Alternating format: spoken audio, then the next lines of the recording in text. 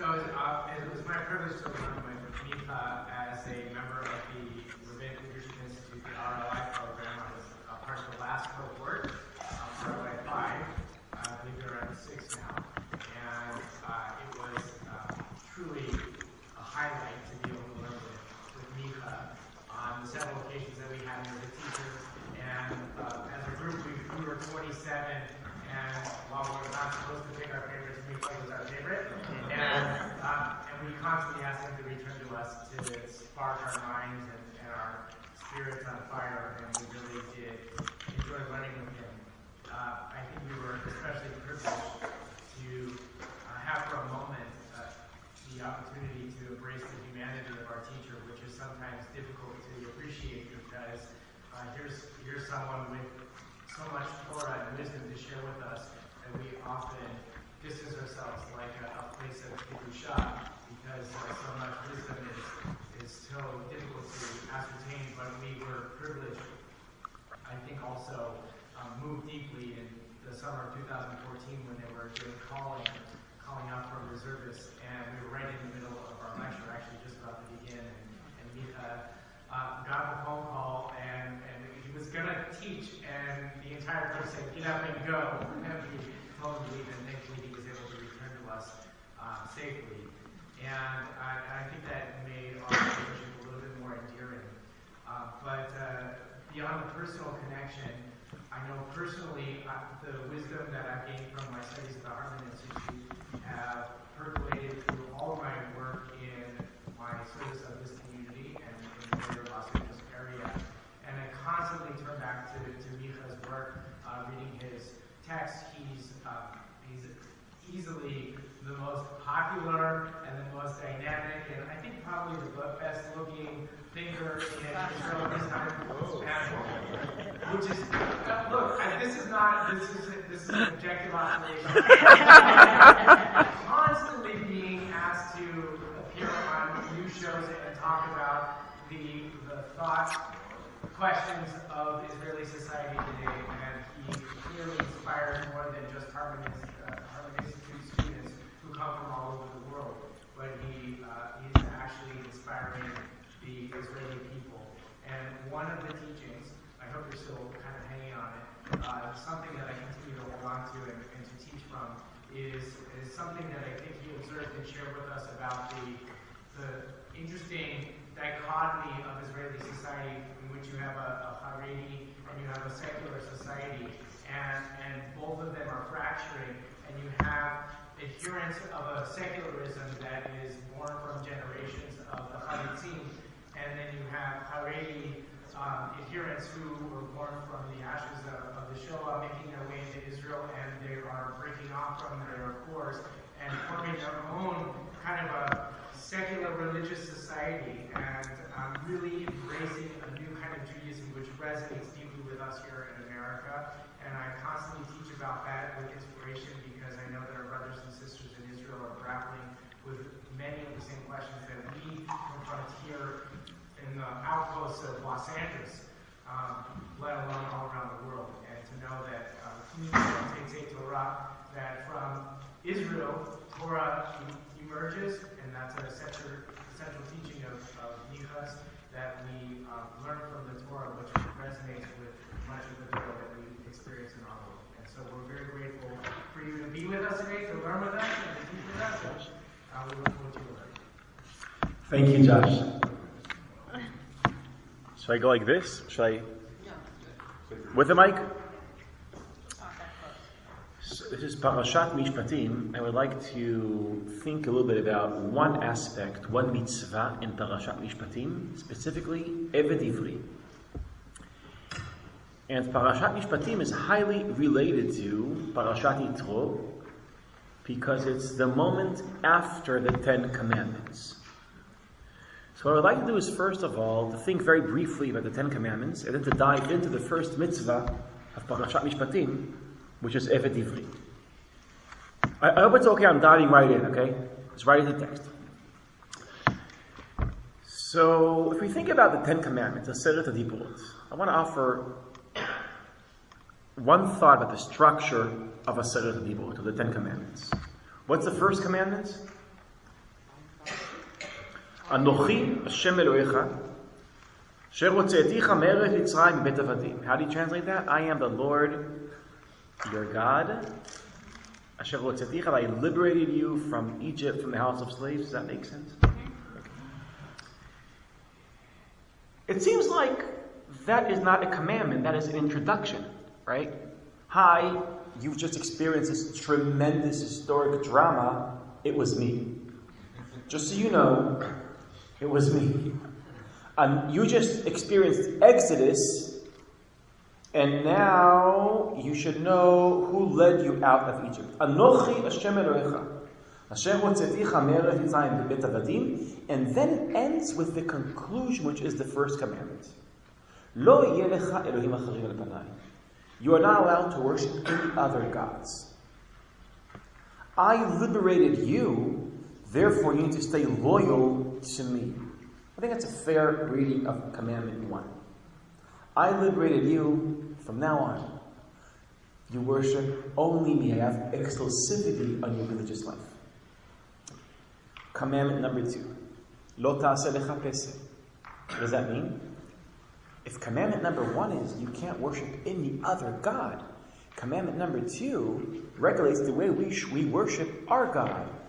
Or the way we never worship our God. We should never try to create an idol, create a representation, create an icon of this God, which is a revolution in religion.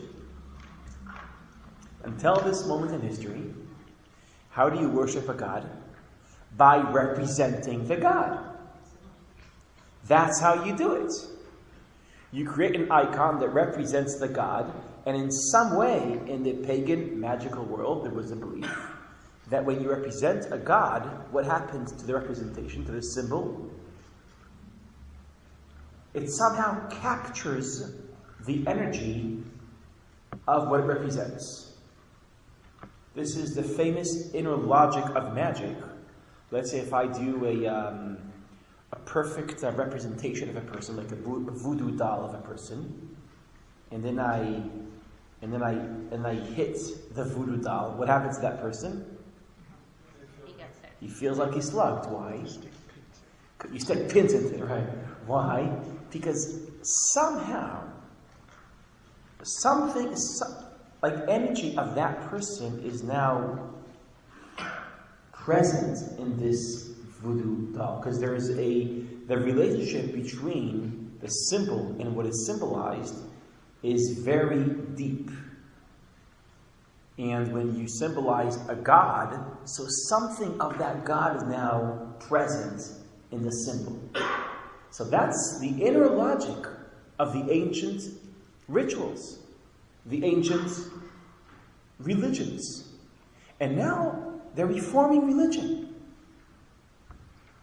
They're saying, not only do you not worship other gods, you can't worship your God the way they worship other gods. You can't represent God, which creates almost an impossible religion.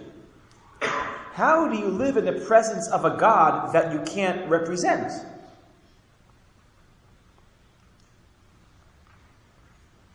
Commandment number 3. What is commandment number 3? Lo tisa et shem Hashem Elohecha. Which means you can't call God's name. So how do you have a relationship with a God that you can't represent visually, and you can't even say his name? Meaning, if I put this together, the first commandments create a distance between God and humanity. You can't represent him, you can't call him. So here it goes. There's your introduction. Hi, I'm God. Never represent me. Never call my name. Stay away from me. Now, the rest of the commandments. What's the next commandment? Shabbat. There's Shabbat, and then after Shabbat, what is there? Kibud horim, lo tirtzach, lo tin'af, alvi. So the rest. From Lo Tirtzach onwards, it's Ben Adam Lechavero, right? So I just want to notice that the only mitzvat aseh that we have within ben adam lemakom is what? It's Shabbat. So when it comes to ben adam lemakom in the Ten Commandments, it only says how not to worship God. So this is the forming document of what is the DNA of religion, and it mainly says how you do not worship God. You don't worship other gods, and this God, you stay away from him. You don't represent him, you don't call his name. And the only mitzvah aseh we have is observing the Shabbat. Now, how, according to Exodus, how is the fourth commandment, how is that related to God? How is mitzvah Shabbat? How is not working in Shabbat? How is that related to God? It's imitating God, right? God created the world in 6 days and he... Shabbat. How do you translate Shabbat? It's not really to rest. It's to actively not do any activities. Okay? Because it's a mitzvah aseh. It's not lishbot. Yeah? And actively not to do anything. And there is no translation to Shabbat, lishbot, right? There is no real translation. And so God, that was the divine structure of time. 6 days of creation, 1 day of Shabbat. And now you have to repeat that structure of time every week. Meaning the first week of history should be repeated every week in history. You have to live a life of imitating God. Let's put this together. You can't really worship God, but you can imitate God. Okay, is that a fair reading of the introduction of the Ten Commandments? So our relationship with God is not by calling his name, not by creating a representation that will somehow capture his energy. Those attempts, but what we can do is structure our time in a way that imitates divine time. So we can't worship God, we can only imitate God, it seems like. So God on the one hand is saying, stay away from me. But then he's saying, try to be like me. And the rest of the 10 Commandments are about Ben Adam lechavero, lo tirtzach, lo tin'af, and so forth. So those are the 10 Commandments. Okay? Any remarks about this thought? So God, yes, Josh? When you say we're not supposed to call out to God, it's lasha. Yeah. You could interpret that. That's right. Saying that like even the act of calling out has some kind of distillation to it, but there might also be a possibility of saying you just can't call out to God inappropriately. That's true. That's true. You could do it what the scholars would call a diuk. Lo tisad shem Hashem Elohecha lashav. Now do a diuk, lo lashav. But just notice that it doesn't say that. I mean, you would expect in the 10 Commandments, maybe it enables that. But you expect in the 10 Commandments, the only collective revelation that we have in the Torah, the only collective revelation. When God introduces himself, he doesn't say how to worship him. He only says how not to. Now, there's room for human initiative. You're not saying it blocks out. But I'm saying, what is the motivation of a text that says when it comes to relationship with God, it's only going to say what not to do, and the only positive act will be Shabbat. So I just want to notice that the first attempt to regulate our religious activity is trying to create a ritualistic distance from God, but then a behavioral connection through imitation. Yes? Yeah, think about it. And what you said, it's like, don't use God magically. Yes. Like, not through imagery, not through words. All those things are set aside. Which is the main drama of the religious life. It's a very, I know it's going to sound weird, but in the standards of the world when this text was created, this is a secular text. It's an anti-religious text. It undermines the way people used to understand religion. You can't, it radically reforms religion. It moves in, okay, so rest on Shabbat. Okay, yeah, God rested, rest on Shabbat. Whatever, try to relive creation every week. So it's not about, also very interesting. By the way, I think this is also Avot Rabinata and also Maimonides. The commandment of Shabbat is not to rest on Shabbat. It's how you experience 7 days, not 1 day. Sheshet Yamim Ta'avod, that's a mitzvah. Live a productive life. V'yom HaShvi'i, Shabbat LaHashem Elohecha. Rest on Shabbat. There's 2 ways to be Mechalel Shabbat. One way, not to work 6 days. Another way is not to rest in Shabbat. By the way, that means in Israel we have 2 forms of Chilul Shabbat, which is very interesting. There's a pluralism of Chilul Shabbat. You could, by not living a productive life 6 days, or by, the thing is open, I always get in trouble. Yeah. So let's So, in Israel I got in trouble. These days, it's so easy to get in trouble. They take one line, they put it on Ynet, and my words were taken out of context. Everyone was like, yeah, that's true. We believe you. Yeah. So, why was I doing this now? 2 ways of being Chilul Shabbat as well. Oh yeah, no, that's what I'm trying to say is that Shabbat, I think, is not about a day. It's about how we experience it. Not 1 day in time. How do we experience time? Time is a movement from productivity to lishbot mimelacha. Yeah, melacha. The term melacha is used in Perek Aleph b'Bereshit and in Perek Kaf b'Shmot. Melacha is an action that creates, and we are and God does melacha in creation, and now we are commanded to do melacha, to create. But you're also commanded to stop creating, and then to return. It's how we experience the Ratzov HaShov, the movement from creation to stop to Shvita Mimelacha. Every week, 6 days, 1 day. That's the inner pulse of time. That's Imitatio Day. Yes? What's interesting, though, is they meet Shabbat before the 10 Commandments, right? Because they meet Shabbat when they're hungry, thirsty, and God says, I'm going to send you manna.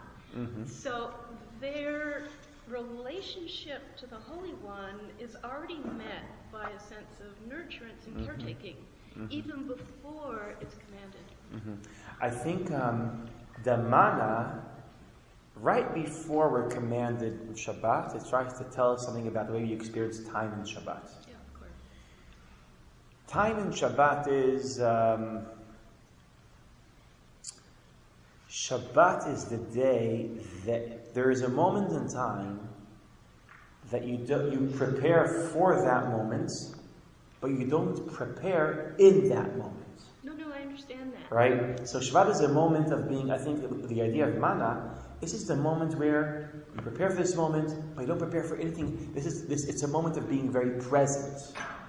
The experience of time, of Shabbat, is the experience of being present, which is very hard for Western people, to locate their mind where they are at that moment. By the way, technology is making this a lot harder for human beings, to locate your mind exactly where you are. In the end of the 10 Commandments, the 10 Commandments end when the people tell Moses to tell God, please tell God to stop talking to us. They're asking for that. And, right, because they're terrified from the fire, they're terrified from the voice, and they tell Moses, please tell God to stop. And in Deuteronomy, shares also God's answer. God's answer says, Heitivu asher diberu. Okay, I'll stop talking. From now on, I'll be talking only to Moses, and Moses will speak to the people, creating the biblical formula of Vaydaber Adonai el Moshe Lemor, Daber el Bnei Israel. That structure where God speaks to Moses and Moses speaks to people was a result of the will of the people. according to God, this is at least according to Deuteronomy, he'll continue telling them the entire Torah directly. The fact that Torah is being given through a mediator is not the will of God, it's the will of the people that God confirms. So, what is the 11th commandment? If you'd imagine, if the people wouldn't have told God to just stop talking, what would have been the next commandment? What's the commandment after the 10 Commandments?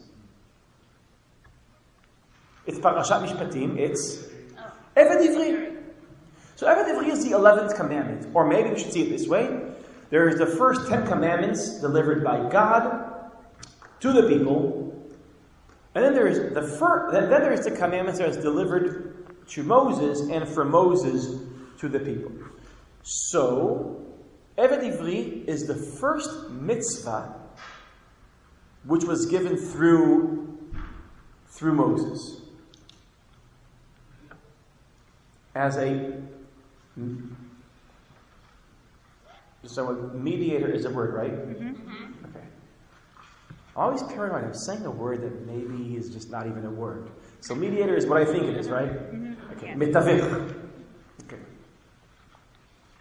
By the way, my English is getting better throughout the years. Yeah, I used to be more less, but I'm Israeli. You know I'm Israeli.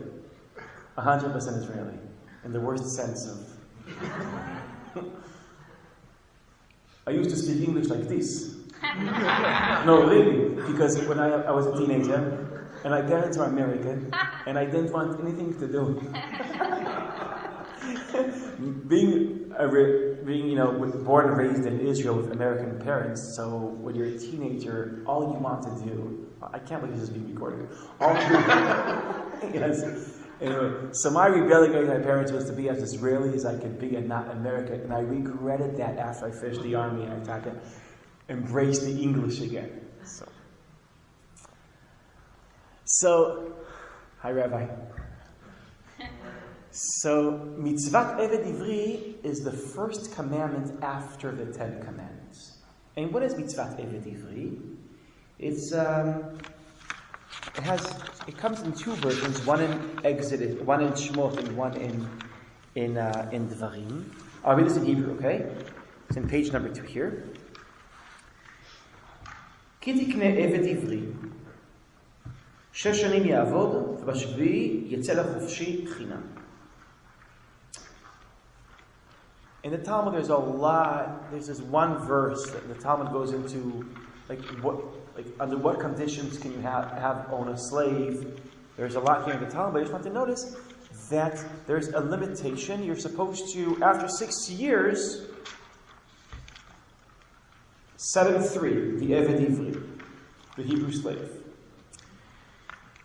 Now, so I want to ask the following question. Is what I'm going to say now pshat or drash?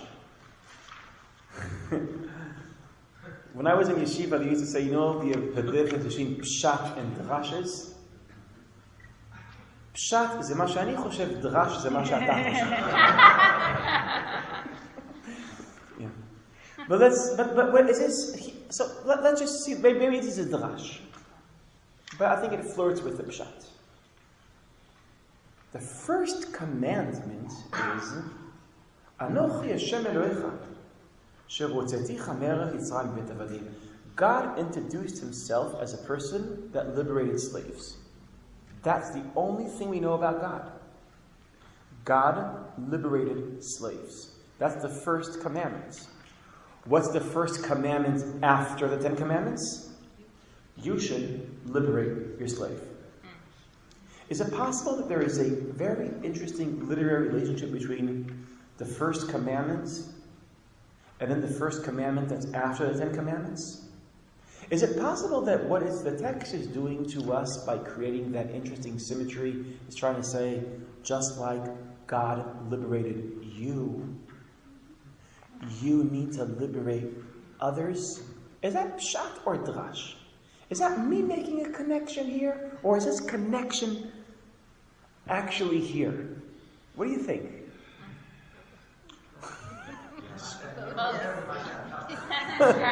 is, there's no other evidence. It's just, we have the 10 Commandments. The first commandment, God says, I'm God.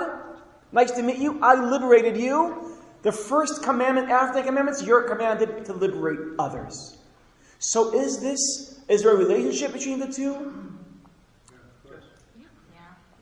So, yes? But is it really a commandment to liberate others, or is it just, if you're going to have a slave, here's how you can have it for 6 years, and here's how you can have it for the rest of your life? Okay, so maybe it's not, you're just obligated to have terms, to have limitations, and it has nothing to do with God, with you being once a slave and being liberated by God. So it's just not. It's a possible reading. Yeah. Maybe the connection is to the Shabbat because it's a liberation from work for a body of 6. Oh, that commandment 1 is relationship with commandment 4. That post commandment 1, that here he says you liberate your slave, and in Shabbat on the seventh year. Yes, but then we lose the symmetry between the first commandment and the first commandment that's after the 10 commandments. What I would like to argue, yes. In terms of the idea about what you said in terms of imitating God. Yes. How do you relate to God by imitating God? Here it is. So it's imitating the Here way it is. we work and the way we don't work. So this is how you work and don't work. If So you our have first control over someone, this is how you regulate how they work and don't. Oh, so it's how you. If Shabbat is how I work and don't work, Evet Ivri is how I. If I have power over someone, Yes. how I regulate how they work. Yes. Yeah, if we follow your logic, God could have introduced God's self as, I am the creator God.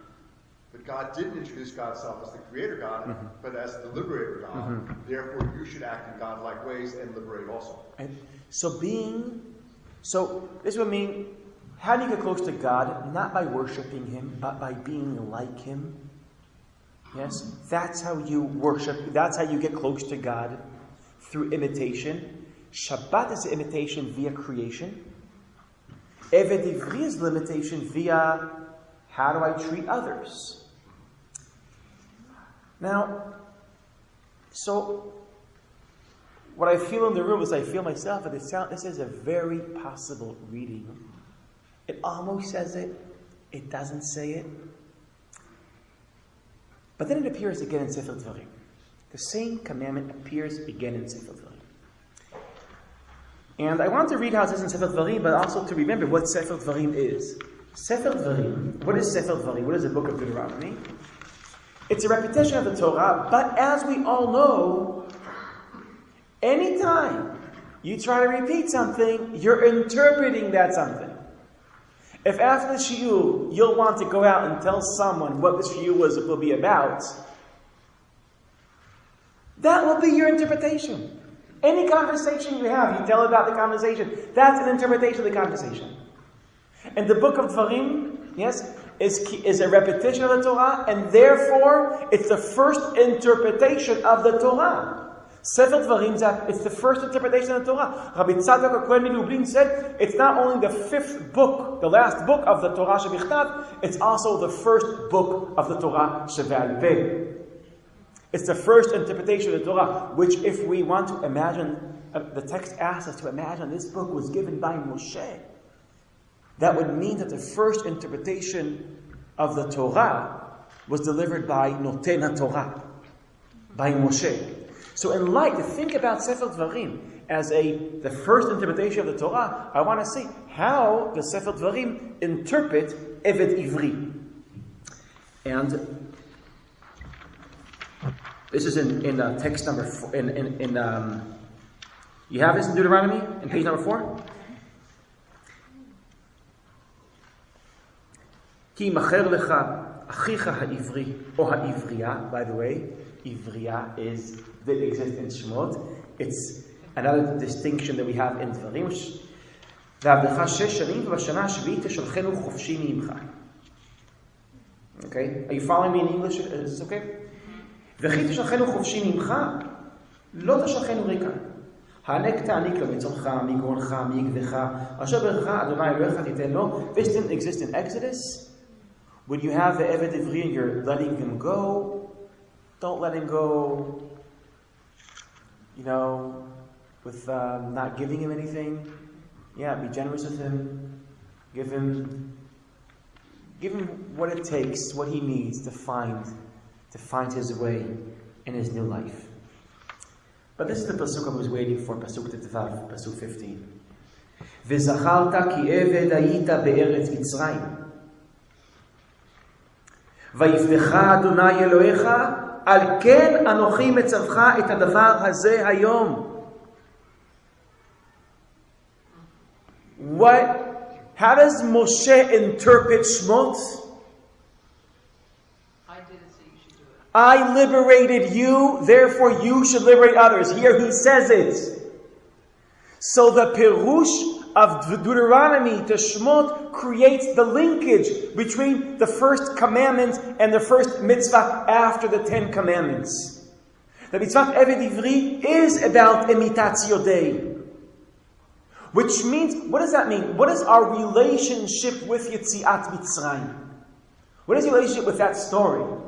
So the relationship is, you were liberated in the past, and therefore you were commanded to be a liberator in the future. You turn the story into a commandment. It's not just a moment that you remember; it's a moment that you have to imitate that moment. And in light of the fact that the 10 Commandments never tells you how to worship God, but only how not to worship Him, and creates a distance between God, and the only way to get close to God is through imitation of God. So here we have now 2 channels to God. One is Shabbat, which is about imitating creation.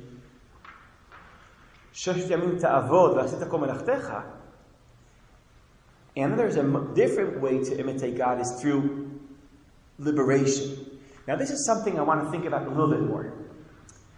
Because we have a relationship with slavery in Egypt. And we have that, let's say in Pesach. And we have that throughout the Torah.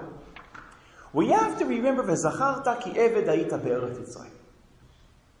You always have to remember how it felt to be a slave in Egypt. Why do we eat matzot in Pesach? Because we're imitating the slaves that had to escape very quickly, right? We're imitating the slaves. Why do we move into Sukkot in Sukkot? They lived in Sukkot, we'll go into Sukkot. We're always imitating Am Yisrael. We're imitating the slaves or the wanderers. Eved Ivri is not about imitating the slave.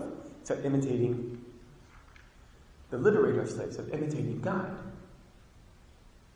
So it's not about being like imitating the weak.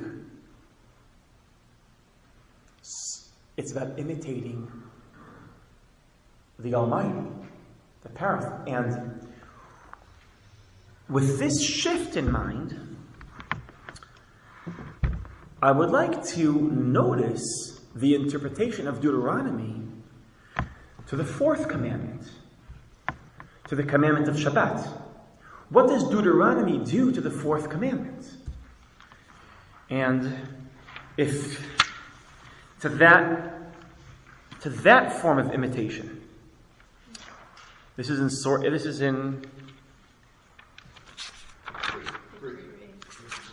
Page 3, text number 3, page 3. Yeah, page. Okay. Is this working for you guys? I'm reading in Hebrew. Yeah. It's okay. Okay. So now we're moving. So now I'm reading Deuteronomy, and I want to notice what the movie does here in Shabbat. Sheshet yamim ta'avod v'asita kol melachtecha. Yes, I think this is Sheshet yamim ta'avod is a mitzvat aseh. You are commanded to work 6 days. V'asita kol melachtecha.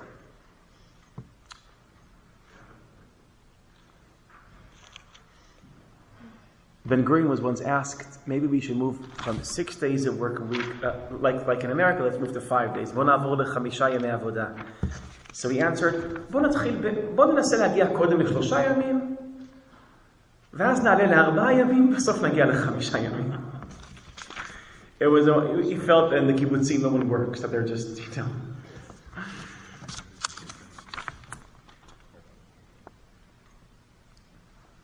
ויום השביעי שבת לאדוני אלוהיך לא תעשה כל מלאכה אתה ובנך וביתך עבדך ועמתך ושורך וחמורך וכל בהמתך וגרך אשר בשעריך למען ינוח עבדיך ועמתך כמוך. These last 5 words, למען ינוח עבדיך ועמתך כמוך, does not exist in Shmot. למען ינוח עבדיך ועמתך כמוך.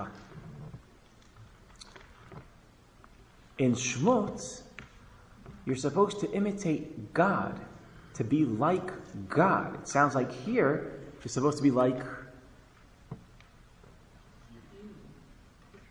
your slave, or enable your slave to be like you, which means it's a different form of imitation. You're not trying to be like God that's on top of the universe, but to be like the slaves that are at the bottom of social hierarchy, or at least make them like you.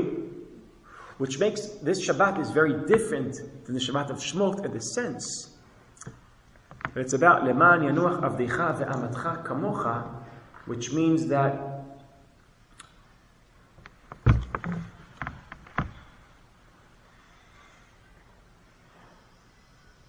let's just try to analyze this text. Leman Yanuach Avdecha Ve'amatcha Kamocha.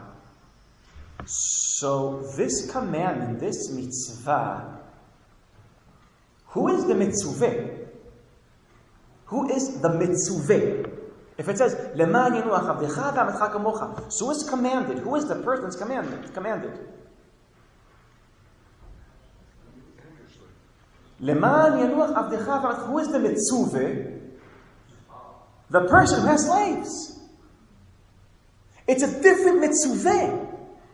And it's mimele, a different mitzvah. What is the mitzvah? The mitzvah is not to rest. That's not the mitzvah of Deuteronomy. That's the mitzvah of Shmot. What is the mitzvah of Dvarim? Not to rest, but to enable rest.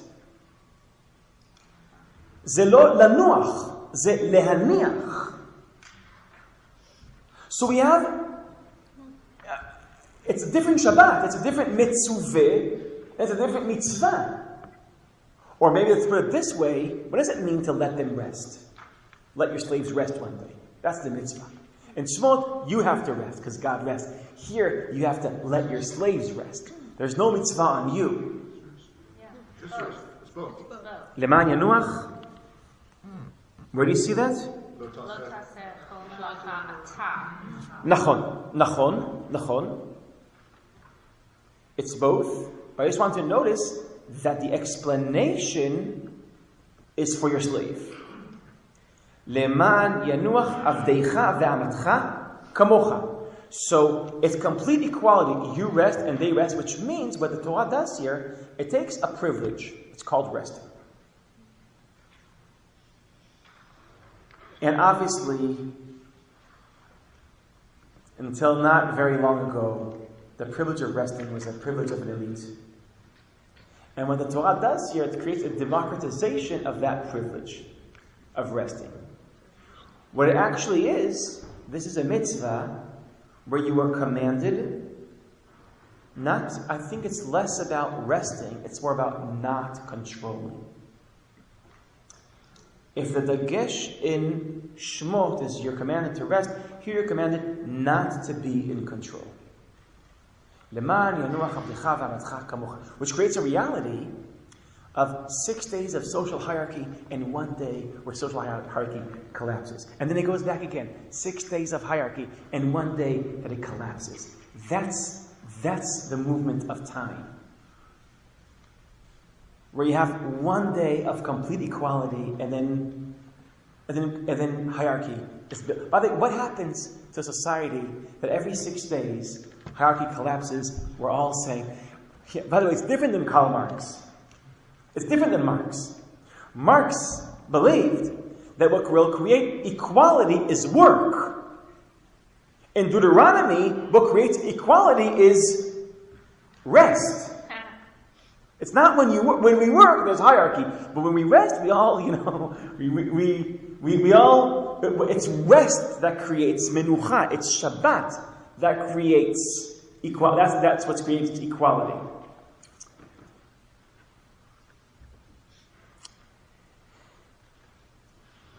What happens to a society that every 6 days that hierarchy collapses temporarily just to go back to hierarchy? What happens to a society that has that motion? It means you can't maintain that hierarchy is metaphysical. That's right. Hierarchy is a social construct. Yeah. It's almost like we're saying it's a mishak tafkidim. It's a role play. It's not, the social hierarchy does not reflect metaphysical hierarchy. It's we're all equal, but now we have to play the game because someone needs to be with the power, someone was not. But once a week, we remind ourselves that it could have been the other way around. Yes? It's planting the seed for the hierarchy to eventually be overthrown. And yeah, because if every 6 days you get a taste of equality, you're going to eventually itch for that equality more of the time. yeah, so you're giving a taste for slaves for what equality looks like. And two, also, what happens to someone that maybe when you work, so you boss someone around, but then you rest together, you drink coffee and smoke together. Yeah, and now we're the same. So it enables you to see the person that's working for you just like you. So when there is no hierarchy regarding resting, that changes the flavor of hierarchy when we're working. Yes? I'm struggling still with the idea of the last word here is kamocha. Yeah, kamocha, yeah. Like you, and as you introduced earlier, we rest like on Shabbat, Yes. like God rested on Shabbat. Yeah. So are you becoming, I don't want to use the phrase almost, but are you becoming like God to your Eved? So I think the imitatio, yeah. So I think the imitatio day is about to come. God is going to actually, there is something about being godly here. Okay. Let's go there. V'zacharta ki eved eita be'eretz Mitzrayim. Remember that you were a slave in the land of Egypt. V'yotziacha Adonai Elohecha misham b'yad chazaka v'zrot re'ah. And God liberated you from Egypt. Al ken tzivcha Adonai Elohecha la'asot et yom HaShabbat. This is how I want to read this. You were a slave. God liberated you. Therefore, you should liberate your slaves every week. Shabbat is imitatio Dei, in the same sense that Eved Ivri is imitatio Dei. You were liberated, therefore you are commanded to liberate. What does it mean to be divine? So Nietzsche says that our kinat Elohim, I know he didn't write in Hebrew, God envy, is our passion for power. Our passion for power. We want more power, more control. It's expressed by we want to be like God. We want to be a God. We want to have Dine Eved Avri and Shabbat and Deuteronomy turn it around. What does it mean to be like God? It's not about having power. It's about giving up your power.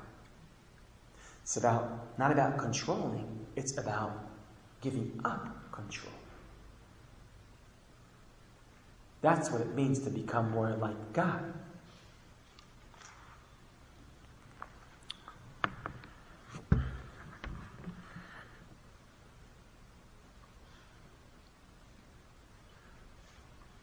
What do we do with Yetziat Mitzrayim? What do you do with a moment of liberation? That could turn into, like it does in some Midrashim, into a fantasy. Yes? That just like we were liberated in the past, we will be liberated in the future.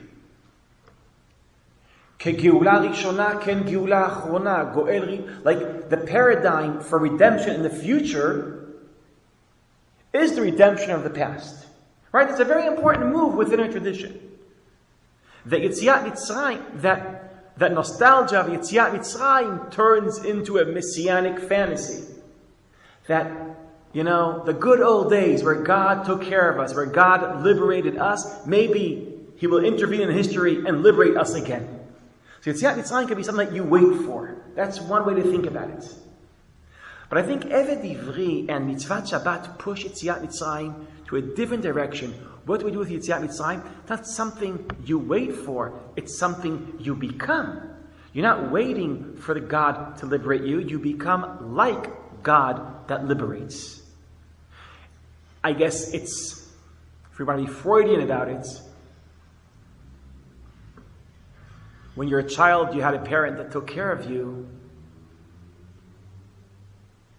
Maturing also means that now you take care of others. A relationship with God where you're not waiting passively for God, you are actively becoming like God.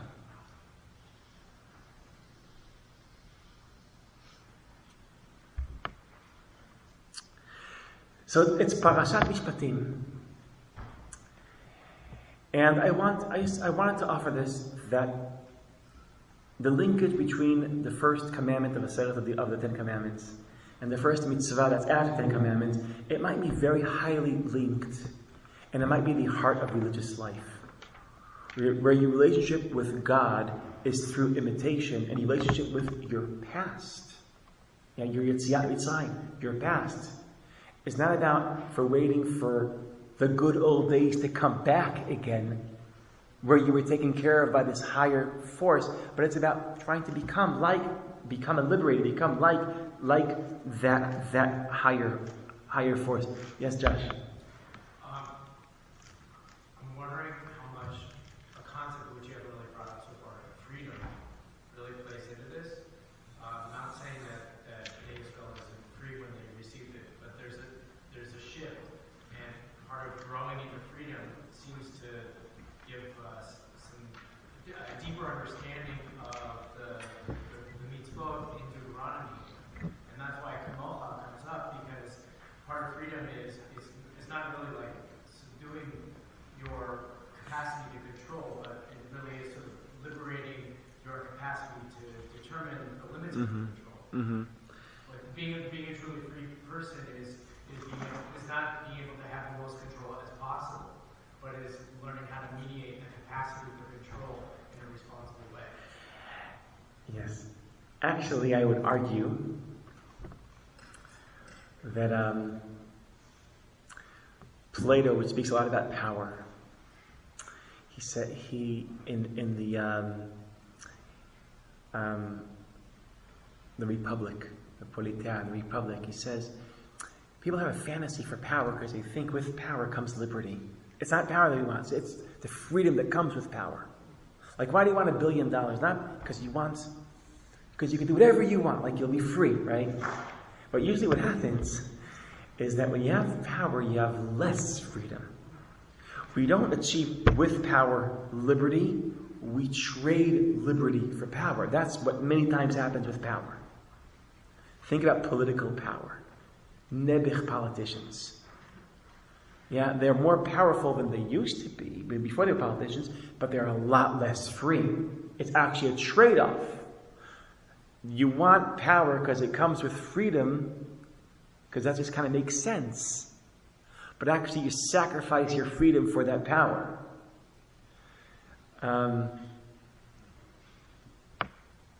Shabbat is about real freedom. You're not only liberated from someone else's power, you're liberated from your own power. From your own power. Now I think the best example of this, of how being liberated from your power is liberty, not only from someone else's power, from your own power is liberty, is our relationship with technology. I think this is the best example for this. Where technology was created to liberate people, right? It gave us power, control, and therefore we're liberated. That was the purpose of technology, to give you power and therefore freedom. Okay, it used to be that you couldn't talk to someone if you didn't share space, and now you speak into this magical box, and my wife hears me in Jerusalem. Like it works. Yeah, right? Like there's so much options, and now like Power is supposed to liberate you. But we all know what's happening with technology. What's happening with technology? With technology? What? It's controlling us. It's controlling us. It's controlling us. There is this book I read 2 weeks ago by Adam Alter called Irresistible. It's speaking about how 40% of people in America have a severe addiction to smartphones, and another 40% are on the verge of being addicted. And how do you know if you're addicted? Well, here, by the way, here's an interesting point. When people say, I just want to check one thing in Facebook, and they stay there for more than 20 minutes. When you're addicted, you can't predict your own behavior. And when you're next to your kids, say, I just want to check one thing, and you stay there much more time than you thought. And addicted means that if 40% of people today, if they didn't check their social networks or email for more than an hour, they get edgy and they can't focus on what they're doing. And by the way, average people, you know what's the average people that are just like this on screens a day? How many minutes? Any guesses? What? I said I feel personally attacked. Sorry. More than 3 hours, and people think that they're 50%, always 50% less than what they really are. So now we have a phenomenon that we created technology to liberate us. And the technology that's supposed to liberate you enslaves you. But if you want to turn that paradox around,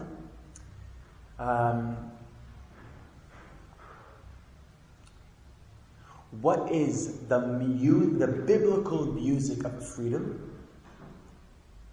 In the freedom, like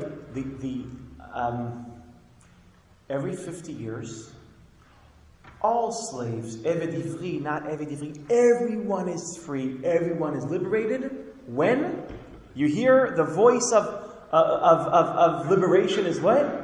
The shofar. You hear the yovel, the shofar, and it's like you're sitting in class and you're suffering and you're waiting for the bell to ring. So 50 years they're waiting, and then the shofar, and they're all free. Yay, free. Now, and I think that, and that's the pshat, I think, of the Tkiyat Shofar in the end of Yom Kippur. In the end of Yom Kippur, right? Why does Yom Kippur end in it? That's the only time in the Torah that it says that you blow the shofar in Yom Kippur is in Vayikra Kafeh. It's in Leviticus 25. It's the Yovel of it's the liberating voice of the Yovel, right? But in the Mishnah in Rosh Hashanah, what is the voice of shofar about? The Pshat Mishnah, in the Mishnah of Rosh Hashanah, what is the Shema Kol Shofar? What is the commandment about? The Shema Kol Shofar, it's about accepting God's sovereignty. It's like the music of, it's Misha'abdim et libam le'avihem shebashamayim. It's kind of like, it's making God king. It's like, like the music, the background music before the king appears. Hail to the chief. Yes. So you ask, I'm not sure you captured that reference, but It's the president's. It's what they play for the president. Yeah. Exactly. Okay. So, yes, that's it. Okay, now we accept authority. So it's interesting that the same voice, which is the voice of accepting authority and the king, it's a voice that enslaves you, is also the music that liberates you. There is a paradox of power, that power enslaves, and we have less power, you're more free. And I think a very important conversation we should start having is about thinking about power not only when it comes to politics, because I know when we read these psukim, we're always thinking about politics and about minorities and about our relationship to our own power. I think we should add to this conversation our relationship with technology. Technology was invented to give us control and to liberate us from the control of nature over us. And now somehow we are enslaved. We're enslaving ourselves to the instruments of control. And this is something that we are, I feel, awareness is only starting to begin. It's something that we're not speaking about enough. In Israel, I have a friend which is involved in a very interesting startup. He realized, the statistics are very interesting. Every year until 2010, the amount of car accidents in the world went down, and down, and down, and down, and down. You know why? Because technology is getting better. Because there's cameras everywhere. Because the cars are better. Because the roads are better. So car accidents go down. 2010, they start going up. What happens in 2010? What? Smartphones went viral. So the Israeli government is spending more and more money every year on awareness. All over, I'm sure you have this in the States too. There's like these advertisements. Reading kills. Okay? You know what that means, right? You know that thing? And a lot of and awareness, just awareness of how seductive screens are, and how dangerous this is, and how people die all the time. Today, he argues that 70% of car accidents in Israel today are related to texting while driving. And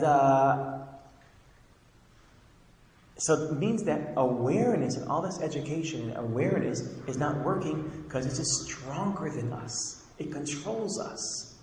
It's stronger than us. So you ask, by the way, what he's developing is what he calls technology that liberates you from technology. So it's like this, it's like a vehicle you put in your car, and while you drive, your smartphone becomes a dumb phone. And he's getting, I'm sure this will become universal, he's getting insurance companies to force drivers to use that. And once he'll do that, he'll become very wealthy. And then he'll be enslaved. And he'll be enslaved. But I was thinking about that. Technology that liberates us from technology is... So technology itself is supposed to liberate us. Now we need technology to liberate us. Pretty soon we'll need technology that will liberate us from technology. Yeah. So, go ahead.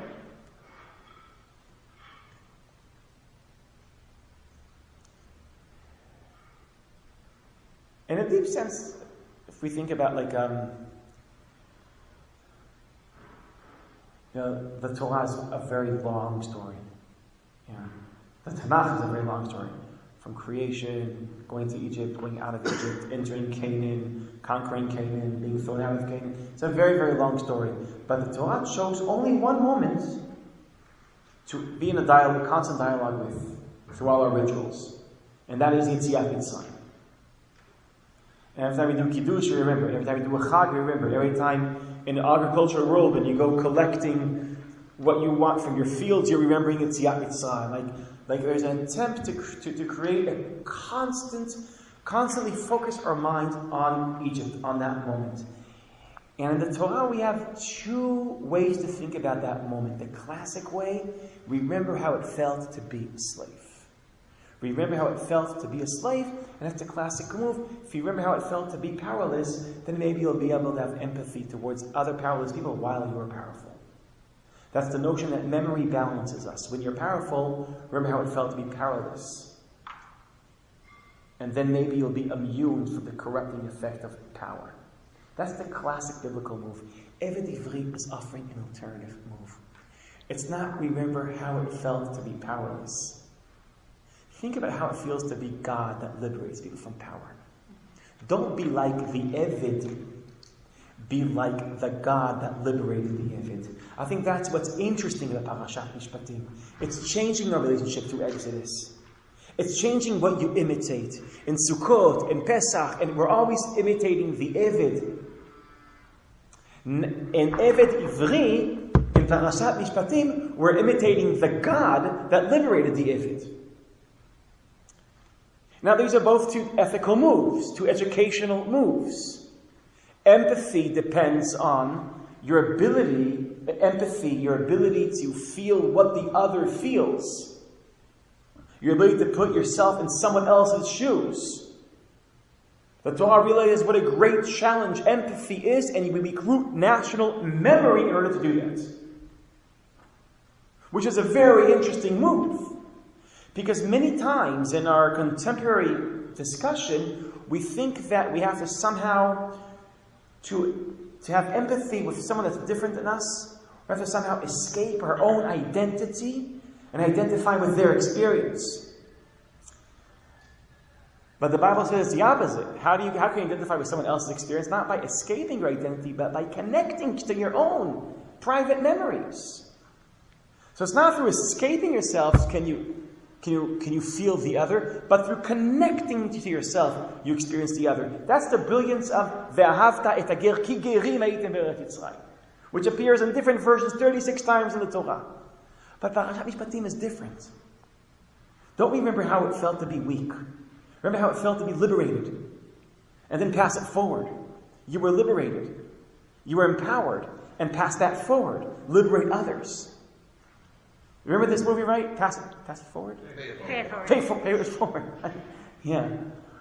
Where it's not about being weak, it was about being empowered. And so these two ethical moves, and both have a lot of value. Of being connected to your weakness in order to understand the weakness. But there's also being connected to being empowered. And then paying that forward. So I hope these thoughts are helpful. Right before Parashat Mishpatim. I hope your sermon for Shabbat will be helpful. For what? It is? Good, thank you. Thank you. And also I wanted to tell you that my own spiel about technology, that I think that when we think about power and regulation on power and a withdrawal from power, we should also start not only having in mind the issues of politics, but also technology should be a very important Jewish conversation. A Jewish conversation.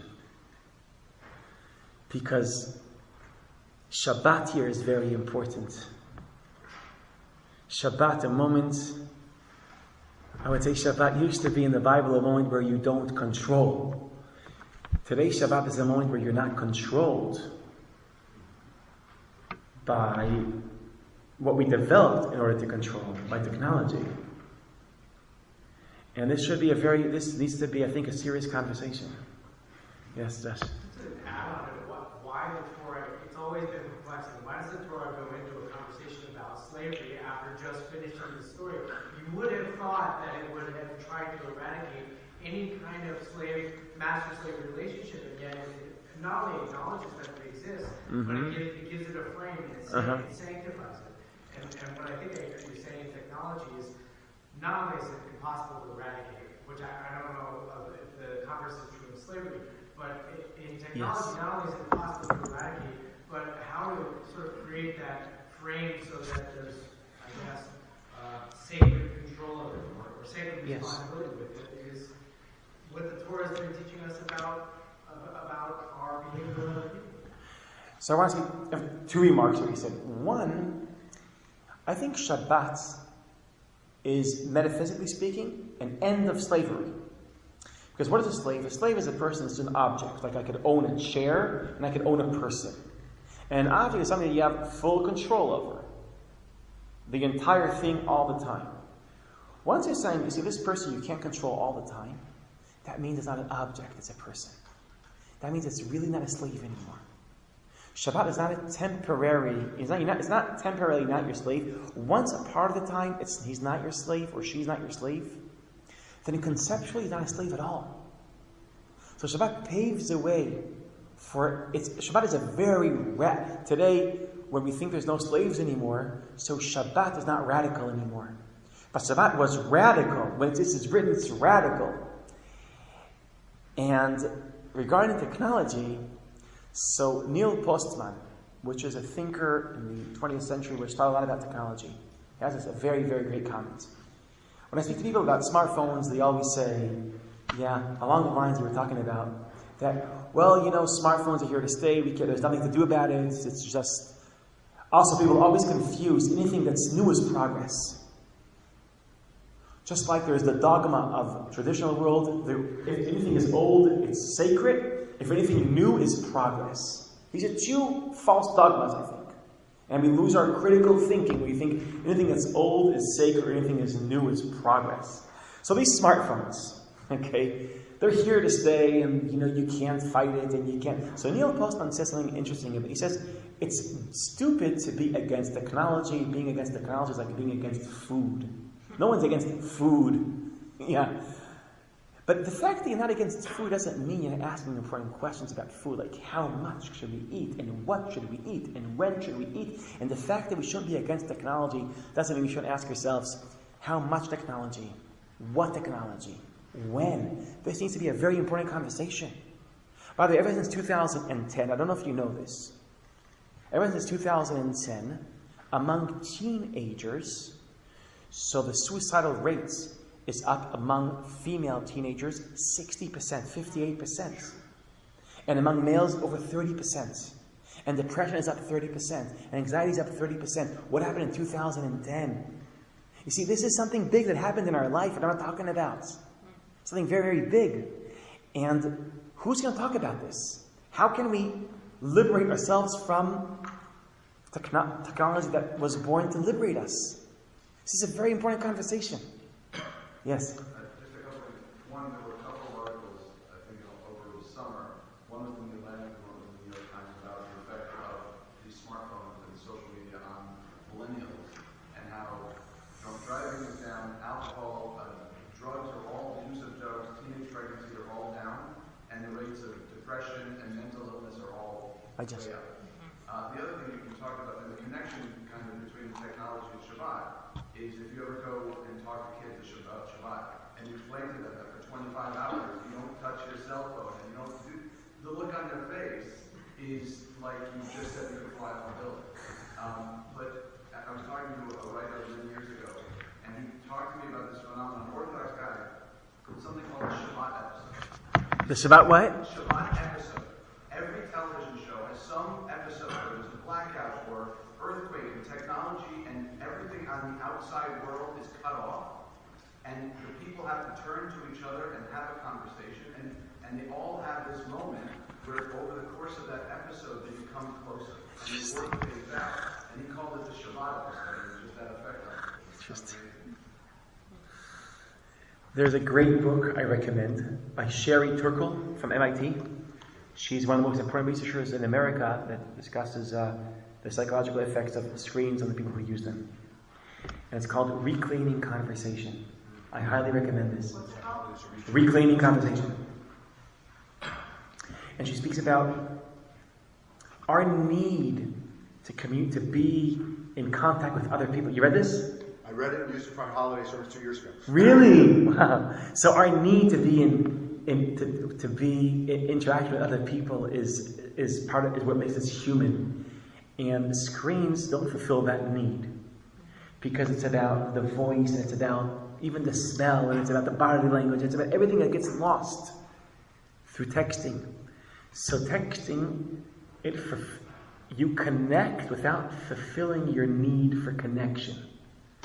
It's like eating fast food. You're still hungry even after you've ate. Like there's something.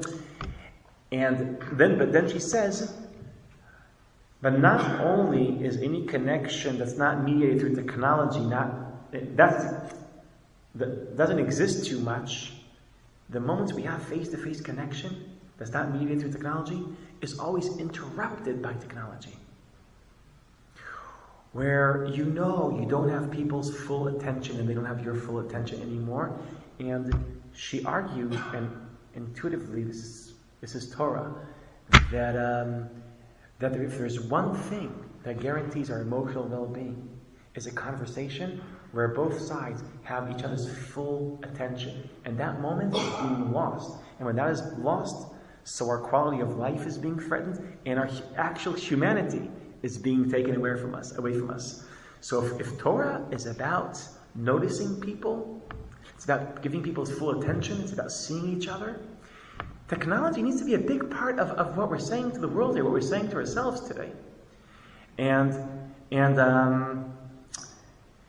like, it used to be that, what does it mean? What is Torah and technology? How do we use technology to spread Torah? That's so cool. We're using WhatsApp to give classes and stuff like that. But maybe Torah has to, my sense is that that in the near future, our awareness that technology is going to be very similar to our awareness of ecology. Like, ecology is a question of, we start realizing, what does technology do to nature? It's ruining nature. There's a second question to be asked. What is technology doing to the people who are using technology? These are two conversations. And just like we have to protect nature from our technology, we have to protect the users of technology from our technology. Yes?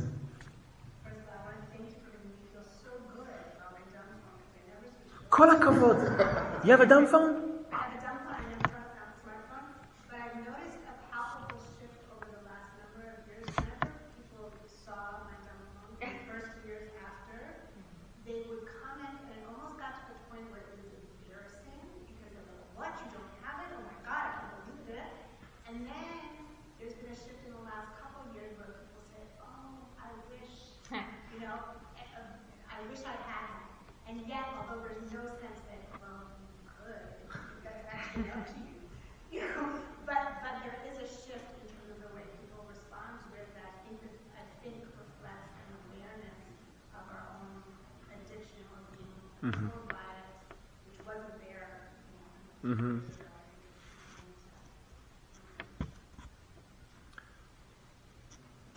Just to continue on this idea of technology, at our congregation we showed an excellent documentary called Screenagers.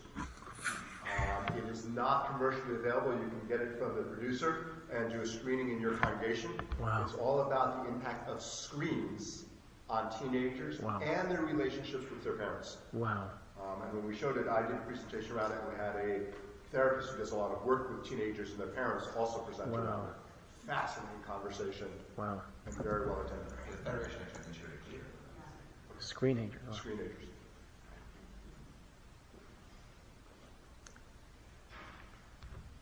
Okay. Thank you.